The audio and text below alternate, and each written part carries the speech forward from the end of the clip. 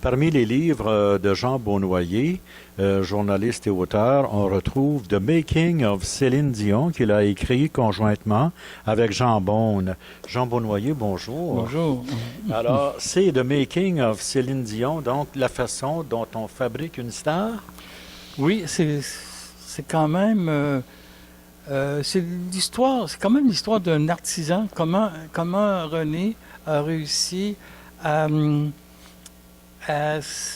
fonctionner avec les médias, fonctionner avec les gens du spectacle pour petit à petit amener Céline au sommet.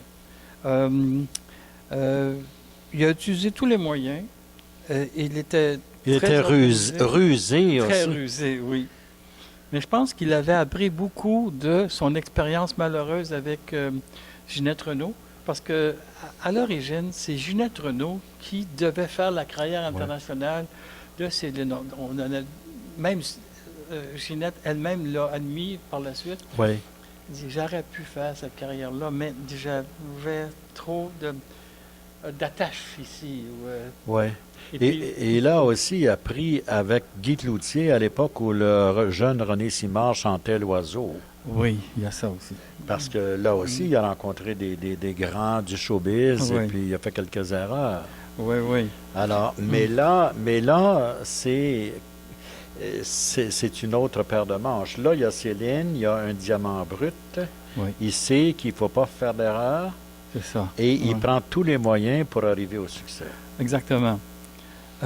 Alors, moi, c'est Jean Beaune lui-même, ou c'est une maison d'édition avec Jean Beaune, parce que Jean Beaune voulait écrire le même livre, raconter René Angélil.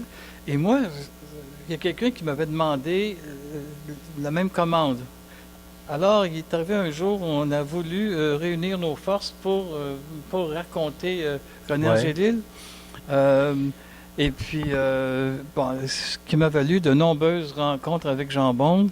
Jean Beaune, à ce moment-là, possédait quand même des informations privilégiées. C'est ça. Ayant été baronnet avec... Voilà. Alors, il m'a raconté l'histoire des baronnets qui est dans le livre raconté de façon assez détaillée. Oui. Les disputes et même... de la bataille physique qu'il y a eu entre les deux. Ah oui? Oui, ils se sont battus à coups de poing. Là. Ah, à ce point-là? Ah oui, oui. C'était l'amour fou? Non, c'est parce que c'est Jean Beaune qui était quand même, à ce moment-là, la partie forte, c'était le gérant des baronnets. C'était pas effectivement le gérant, mais c'est lui qui faisait l'office. Un peu. Parce que c'était un super actif. Hein, Jean Beaune était un... Oui. Alors que à cette époque, René Angélil était plutôt bon vivant, plus négligent, plus... insouciant. Insouciant, oui. Et puis Pierre Labelle, plutôt effacé. Oui. Alors, il m'a présenté une image de René Angélil, pas du tout celle qu'on a eue par la suite. Mais je pense que son échec avec Ginette Renault, c'était à la base... Et aussi sa misère psychologique, il songeait à retourner aux études avant de rencontrer Céline. Quand il a rencontré Céline, là, il a tout misé. Parce que ça s'est passé quelques mois après l'échec de sa relation avec Ginette Renault, relation professionnelle, je veux dire. Oui. Il y avait des plans, il y avait tout établi, des plans, il avait misé sur elle, et puis son univers s'était écroulé, puis là, il songeait à retourner aux études. Il avait 40 ans, puis il avait l'impression d'avoir eu un échec de vie. Et là arrive la petite fille de 14 ans, 13 ans, 14 ans. Oui.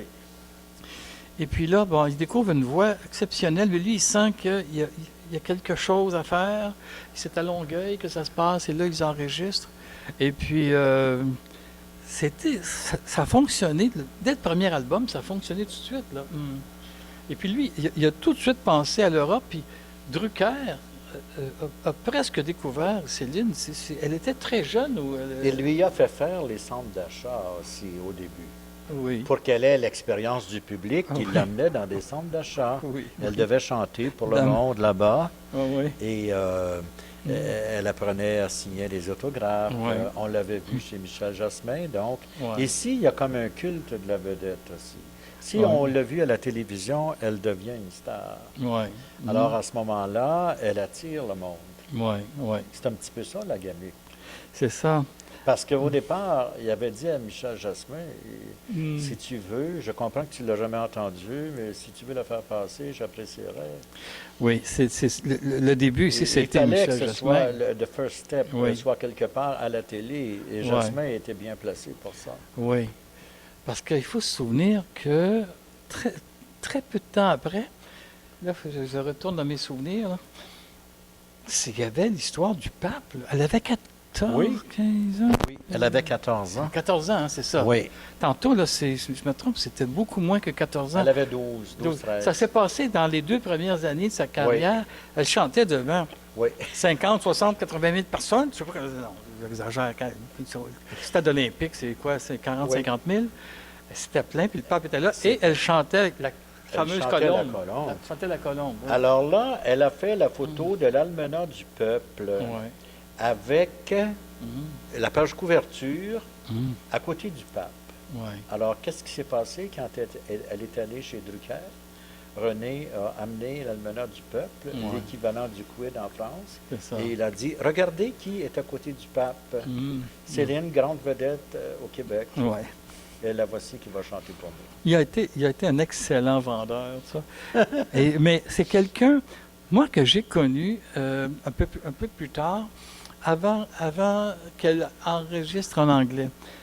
Il m'avait demandé, on était à Québec, puis il me prend par le bras, il dit, Céline donne un spectacle, il dit, viens-t'en. Oui, mais je dis, viens ici, moi, pour couvrir le théâtre. Oui, mais il dit, laisse faire le théâtre, viens avec moi. René qui fait ça? René m'accroche dans la rue. Ah oui. Il m'amène et je suis assis à côté de lui. Puis je dis, il est maniaque, ça n'a pas d'allure. Il regardait Céline, il avait des yeux grands comme ça, puis il ne disait pas un mot. Là, Il était comme subjugué. je dis, coudonc, pendant 1h30 de temps, il n'a pas dit un mot, il n'a pas bougé, il était là. Et puis, il dit, tu sais, il dit, on peut aller rencontrer Céline après le spectacle, elle va te jaser, elle va tout te dire. Ah. Et moi, l'idiot que j'ai été, je dis, non, j'ai des rendez-vous avec mes copains là, pour le Ah. théâtre. Avoir su, j'avais oui. dû aller. Quelques années plus tard, je le rencontre encore à Québec. Je dis, René, j'aimerais ça faire la biographie de Céline. Il dit, elle est bien trop jeune. Elle est bien trop, c'est pas le temps. 6 mois après, Georges Hébert devait faire sa biographie. C'est pour ça que. Ah, OK. Il y a comme une... Oui.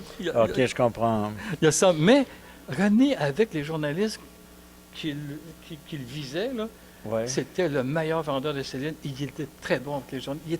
C'est un bonhomme qui était sympathique. Oui. Tu sais, il savait- sauf ses colères, mais si les gens se moquaient de Céline, ils pouvaient C'est un gars qui changer. avait de la mémoire aussi. Je me souviens, C'est avec ça, Michel Chamberlain, il y a eu vraiment Ah ouais. le directeur des programmes de TVA qui avait dit Céline ne passera pas, il faut qu'elle soit en primeur ou pas du tout. Ouais. Mais elle n'est pas allée du tout. Puis René a dit Mhm. tant que Michel Chamberlain sera à TVA, Céline n'ira pas. Puis ça a duré des années. C'est vrai, il pourrait être rancunier un peu. Hein? Ah oui, oui. Ah oui, oui. J'en Et sais quelque finalement, il est parti, puis Céline est revenue à TVA, et maintenant, elle fait les beaux jours de TVA C'est ça. avec Ouais. Production J. Oui. Alors, c'est pour dire comment la vie... René a beaucoup de mémoire, Oui. il a de la reconnaissance aussi, Oui. quoi qu'on en dise. Oui. Mais Michel Jasmin m'a dit, il n'est pas reconnaissant, il a de la mémoire. Mais les deux Michel, Drucker en France et Jasmin ici, ont été les premiers, puis ils sont toujours les premiers dans la vie de Céline quand il s'agit de lancer une primeur. Oui. Moi, je sais qu'il n'a pas aimé le livre à cause que je parlais d'une faillite, que je pense que le terme était la faillite frauduleuse. C'était une drôle de faillite, de toute façon. Tu sais, là, on rentre dans des termes un peu compliqués. Oui. Mais ce qui est arrivé, après tout ce que j'ai écrit, on me disait que c'était dangereux pour moi, puis il aurait pu me menacer. Mais qui tout a ça. fait faillite? Tu parles de René? René a fait faillite. Il a fait oui. faillite? Il y a une faillite, mais c'est une faillite qui peut être discutable. Disons. OK. Mais bon, j'ai relaté ça dans mon livre. Mais malgré tout, j'ai jamais eu eu la moindre remarque par la suite, le moindre menace de quoi que ce soit. Et moi, j'en ai jamais voulu. Je ne sais pas pourquoi. C'est un type admirable pour son métier. Il est convaincu. Oui. Il s'est inspiré du colonel Parker et c'est vrai que ça ressemble à ce qu'il a fait au colonel Parker, mais je dirais une chose. Sans les défauts. Oui, c'est ça. Parce que le colonel ne voulait pas qu'Elvis sorte des États-Unis. C'est ça, oui. C'est que René a dépassé le colonel Parker. Ah ben oui. Il était un peu moins borné. Il était très ouvert, puis il a laissé être Céline ce qu'elle était. Il l'a fait travailler beaucoup, mais je pense qu'il l'a beaucoup ménagé. Il l'a mis dans un contexte, oui, de star toute sa vie. Oui. Il l'a protégé. Et lui a dit, toi, ta job, c'est de chanter. Occupe-toi pas du reste. Mais il l'a fait travailler très fort. Mais il y a autre chose aussi de René qui est très intéressant. René a toujours privilégié le Québec avec Céline. Les lancements de disques se faisaient toujours au Québec. Ouais. Il y avait toujours une émission spéciale, il y avait toujours un événement spécial pour le Québec.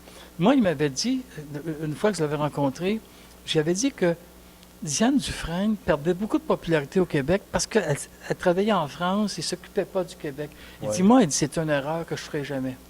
Oui. Et c'est effectivement, et c'est toujours... Mais en même temps, c'est un port d'attache, Québec, pour Céline. Oui, il y a ça. Je veux dire, qui permet de garder la fibre qu'elle sait si bien transmettre sur scène. C'est ça. Oui. Et puis, au Québec, il pouvait... J'ai souligné qu'il contrôlait assez bien les médias. Le mot « contrôle » est très important. Il contrôlait bien les médias. Il s'arrangeait pour que l'image soit toujours belle. Exactement. Et que Céline soit à son meilleur tout le temps. Oui. Puis elle, elle a jamais, Ginette Renault aurait autant obéi, ou aurait eu une telle confiance en son gérant que Céline. J'aime pas l'expression, mais Céline a fait un petit peu, en début de carrière, figure de chien savant, entre guillemets.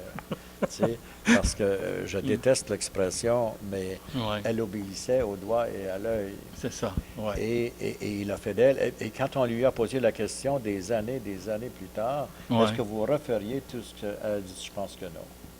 Non, aujourd'hui, non. Parce que ça demandait une abnégation puis une foi aveugle en son mentor. Oui, exactement. Mais pourtant, elle a réussi.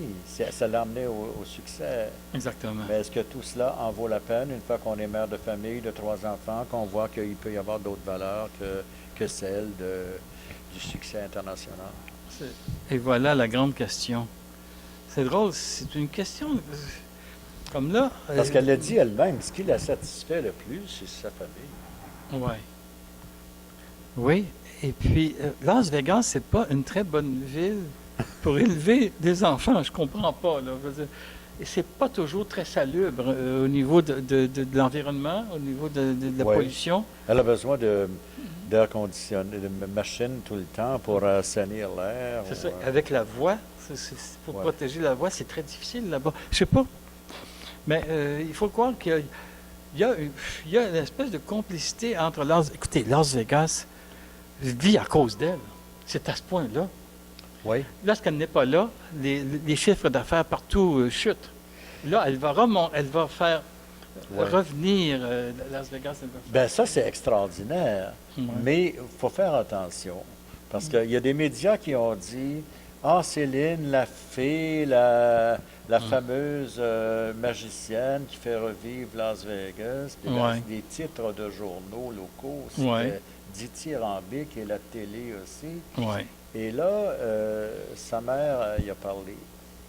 A dit non, Céline, tu n'es pas une magicienne, là, tu es juste une chanteuse. Alors, elle l'aurait mis sur terre, sur le plancher des vaches. Et c'est ça que Céline a toujours eu besoin, qu'elle a toujours eu. Parce que Thérèse est une femme extraordinaire. Oui, que c'est... En sachant rester humble, modeste. Alors, sur ce livre, à quel point Jean Beaune a été utile? Moi, j'aurais tellement aimé qu'il me confie plus. C'était un peu une déception à ce niveau-là. Mais il y a peut-être des choses qu'il ne pouvait pas dire. Mais il m'a dit, je sais des choses. J'ai dit, oui, justement, c'est ça qu'il entend.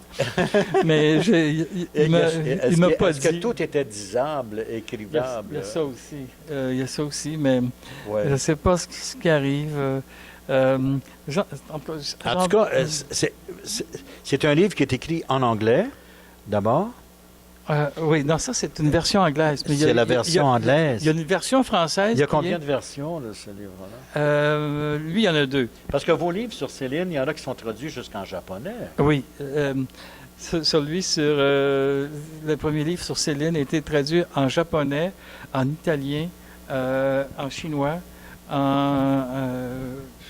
pas en anglais. Et ça, oui. c'est mon drame. Il devait être fait par les États-Unis par une grosse compagnie américaine. Ça n'a pas, et puis, la compagnie a fait faillite à ce moment-là. Voilà. Mes espoirs de fortune se sont écroulés. C'est là que de toute façon, ça reste pour la postérité. Oui. On le lira avec plaisir. Merci beaucoup, Jean Bonnoyer.